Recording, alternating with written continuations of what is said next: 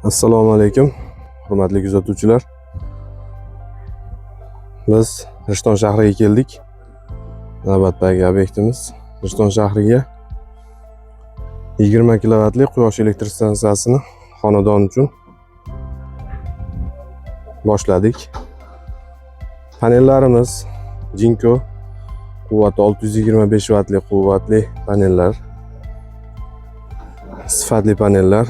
Panellarimiz qatirilyapti, karkazlari bo'lgan, zaynlashga qarshi kraskalangan metallarimiz. Xo'p, yarmi bu tomonga 10 kilovati, 10 kilovati narigi tomonga. Hech qachon bir-biriga soya bermaydi mana. Graduslar 35 gradus qilib, sifatli qilib bitqizilyapti ishimiz.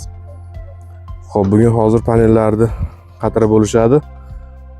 Bu ishlar bilan parallel ravishda montaj ishlarimiz ham bo'lyapti. Pastda hozir invertorlarimiz, shitlarimiz, zazimlanish ishlari barchasini ko'rsatib o'taman. Kuzatishda davom etinglar.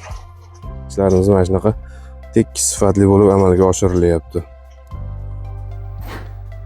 Ishlarimiz yakuniga yetdi.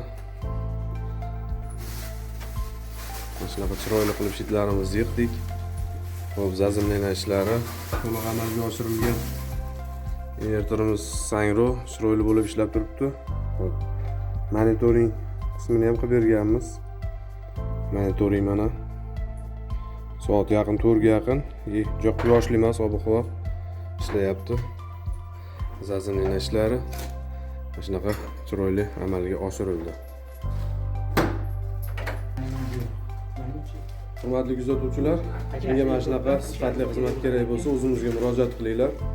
Ko'rib turgan telefon raqamlarim bilan bog'laninglar. E'tiborlaringiz uchun rahmat, salomat bo'linglar.